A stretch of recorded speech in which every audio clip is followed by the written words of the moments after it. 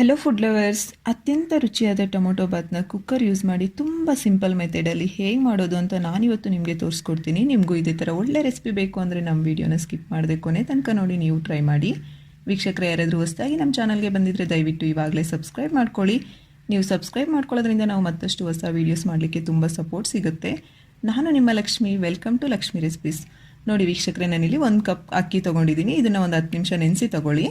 2 ದೊಡ್ಡ ಸೈಜ್ ಟೊಮೊಟೊನ ಈ ರೀತಿ ಕಟ್ ಮಾಡಿ ತೊಗೊಳ್ಳಿ. 1 ದೊಡ್ಡ ಸೈಜ್ ಈರುಳ್ಳಿನ ಈ ರೀತಿ ಕಟ್ ಮಾಡ್ಕೊಳ್ಳಿ. ನಾನಿಲ್ಲಿ ಬಟಾಣಿ ತೊಗೊಂಡಿದ್ದೀನಿ. ಇದು ಆಪ್ಷನಲ್ಲು, ಇದ್ದರೆ ತೊಗೊಳ್ಳಿ, ಇಲ್ಲಾಂದರೆ ಸ್ಕಿಪ್ ಮಾಡ್ಕೊಂಬಿಡಿ. ಸ್ವಲ್ಪ ಕೊತ್ತಂಬರಿ ಸೊಪ್ಪು, 1 ಹಸಿಮೆಣ್ಸಿನ್ಕಾಯಿನ ಈ ರೀತಿ ಕಟ್ ಮಾಡಿ ತೊಗೊಳ್ಳಿ.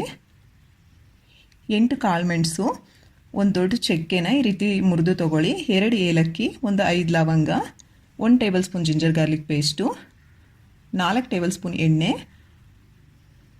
ಅರ್ಧ ಟೇಬಲ್ ಸ್ಪೂನ್ ಖಾರದ ಪುಡಿ, ಅರ್ಧ ಟೇಬಲ್ ಸ್ಪೂನ್ ಧನಿಯಾ ಪುಡಿ, 1/4 ಟೇಬಲ್ ಸ್ಪೂನ್ ಅರಿಶಿನ ಪುಡಿ, ರುಚಿಗೆ ತಕ್ಕಷ್ಟು ಉಪ್ಪು.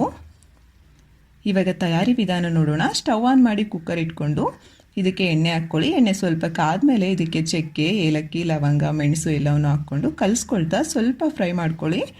ನಿಮಗೆ ಗೊತ್ತಾಗುತ್ತೆ ಆಗಲೇ ದಪ್ಪ ದಪ್ಪ ಆಗಿಬಿಡುತ್ತೆ ಏಲಕ್ಕಿ ಮತ್ತು ಲವಂಗ.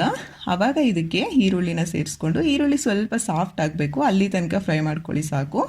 ಹಾಗೆ ಜಿಂಜರ್ ಗಾರ್ಲಿಕ್ ಪೇಸ್ಟ್ನ ಹಾಕಿ ಇದು ಹಸಿ ಸ್ಮೆಲ್ ಹೋಗಬೇಕು, ಅಲ್ಲಿ ತನಕ ಫ್ರೈ ಮಾಡ್ಕೊಳ್ಳಿ ಕಲಿಸ್ಕೊಳ್ತಾ. ಹಾಗೆ ಮೆಣಸಿನ್ಕಾಯಿನ ಕೂಡ ಸೇರಿಸ್ಕೊಂಡು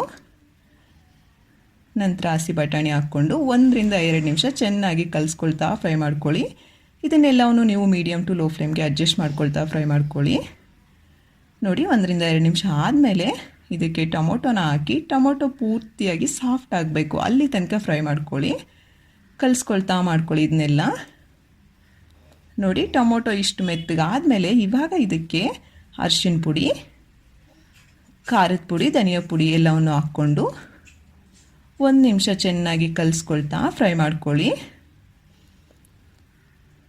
ಟೇಸ್ಟ್ ಅಂತೂ ತುಂಬ ಸಖತ್ತಾಗಿರುತ್ತೆ ವೀಕ್ಷಕರೇ, ಖಂಡಿತ ಟ್ರೈ ಮಾಡಿ. ಹಾಗೆ ಕೊತ್ತಂಬರಿ ಸೊಪ್ಪನ್ನ ಹಾಕ್ಕೊಂಡು 30 ಸೆಕೆಂಡ್ ಬೇಯಿಸ್ಕೊಂಡು ಇದಕ್ಕೆ ನಾನಿಲ್ಲಿ 2 ಕಪ್ ನೀರನ್ನ ತೊಗೊಂಡಿದ್ದೀನಿ. 1 ಕಪ್ ಅಕ್ಕಿಗೆ 2 ಕಪ್ ನೀರು ಸಾಕಾಗುತ್ತೆ. ಇವಾಗ ಸ್ಟವ್ನ ಹೈ ಫ್ಲೇಮ್ಗೆ ಟರ್ನ್ ಮಾಡ್ಕೊಳ್ಳಿ. ಒಂದು ಸಲ ಕಲಿಸ್ಕೊಂಡು ನೋಡಿ, ಕುದಿ ಬಂದಮೇಲೆ ಇವಾಗ ರುಚಿಗೆ ತಕ್ಕಷ್ಟು ಉಪ್ಪು ಹಾಕ್ಕೊಂಡು ಮತ್ತೆ ಒಂದು ಸಲ ಕಲಸಿ ಚೆಕ್ ಮಾಡ್ಕೊಳ್ಳಿ ಉಪ್ಪಾಗಿದೆಯಾ ಇಲ್ಲ ಅಂತ. ಆಗಿಲ್ಲ ಅಂದರೆ ಒಂದು ಸ್ವಲ್ಪ ಹಾಕ್ಕೊಳ್ಳಿ. ನನಗಿಲ್ಲಿ ಕರೆಕ್ಟ್ ಆಗಿದೆ.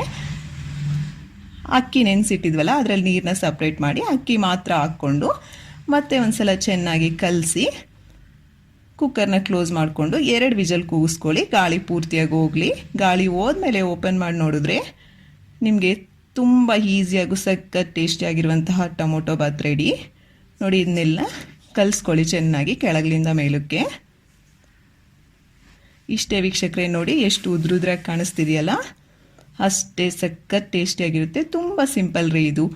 ಬ್ಯಾಚುಲರ್ಸ್ ಕೂಡ ತುಂಬ ಆರಾಮಾಗಿ ಮಾಡ್ಕೋಬೋದು. ಇಷ್ಟೇ ವೀಕ್ಷಕರೇ, ವಿಡಿಯೋ ಇಷ್ಟ ಆಗಿದೆ ಅನ್ಕೊತೀನಿ.